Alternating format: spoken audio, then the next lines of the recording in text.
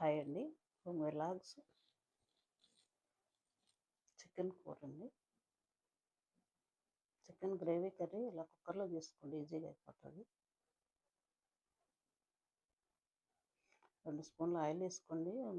2 ఉల్లిపాయలు, ఉల్లిపాయ గుజ్జు ఉంది. ఉల్లిపాయ ఏమో ముక్కలు తరిగి పెట్టాను, వేసానండి. కొంచెం పసుపు వేయాలి. తర్వాత అల్లం వెల్లుల్లి పేస్ట్ 1 స్పూను, కొంచెంసేపు ఉడకనివ్వండి. తర్వాత చికెన్ మ్యారినేట్ చేసుకుని ఫ్రిడ్జ్లో పెట్టానండి. అన్నీ కలిపేసాను, ఉప్పు, కారం, పసుపు, ధనియాల పొడి. దీనిలో కూడా ఒక అల్లం వెల్లుల్లి పేస్ట్ 1 స్పూన్ వేసాను. ఇలా అయితే చికెన్ టేస్ట్ బాగుంటుందండి, ముక్కకి కారం ఉప్పు పెట్టి. ఇప్పుడు ఇది దానిలో వేసుకోవాలండి. ఉల్లిపాయ గుజ్జులో వేసుకోవాలండి.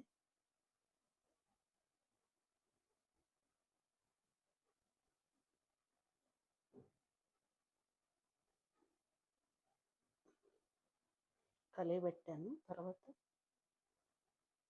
10 నిమిషాలు ఉడికితే వాటర్ వస్తుందండి. దాంట్లో ఉప్పు, కారం అన్నీ వేసేసాను. దీనిలో పచ్చికారం వేసుకోండి, బాగుంటుంది. నాన్ వెజ్ కూరలో పచ్చికారమే బాగుంటుంది. ఒక టమాటా పేస్ట్ మిక్సీ పట్టానండి. టమాటా పేస్ట్ వేసుకుంటే గ్రేవీ వస్తుంది, టేస్ట్ బాగుంటుంది. ఈ చికెన్ కూరకి వేరుశనగ నూనె అయితే బాగుంటుందండి. నాన్ వెజ్ కూరలకి వేరుశనగ నూనె టేస్ట్ వస్తుంది. టమాటా పేస్ట్ వేస్తున్నాను. మళ్ళీ ఒక 5 నిమిషాలు ఉడకనివ్వండి.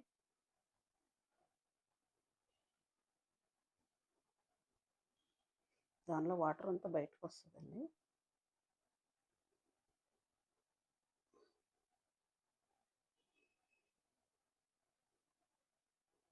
తర్వాత మసాలా పొడి లవిగా దంచానండి. కొంచెం ఫ్లేవర్ బాగుంటుంది కదా, అప్పుడప్పుడు దంచేస్తే. ముందే మ్యారినేట్ చేయనప్పుడు వేయాలి, నేను తర్వాత వేస్తున్నాను.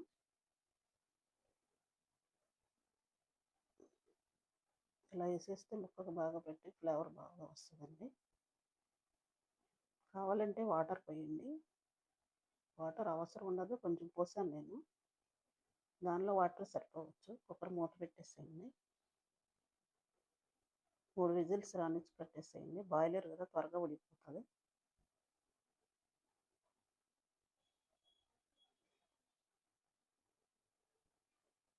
ఇది బాస్మతి రైస్ అండి. చికెన్లోకి బాస్మతి రైస్ బాగుంటుందండి. విడిగా రైస్ లాగా వండుకున్నాను. ఇలా టేస్ట్ చూడండి, బాగుంటుంది.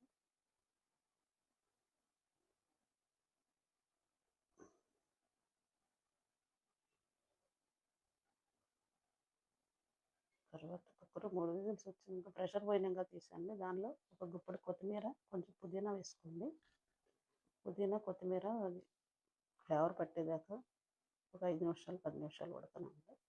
మీకు గ్రేవీ తిక్కుగా కావాలంటే కొంచెం ఉడకబెట్టుకోండి. వాటర్ దానిలో ఉంటే ఎక్కువ వేరే పొయ్యి అవసరం లేదండి. ఎలా చేసుకోండి, వేడిగా అయిపోతుంది.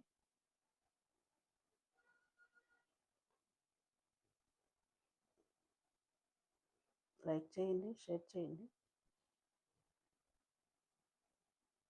సబ్స్క్రైబ్ చేసుకోండి. అంతేనండి, చికెన్ కూర రెడీ. చపాతీలోకి, రైస్లోకి చాలా టేస్టీగా ఉంటుందండి. ఇలా ట్రై చేసుకోండి.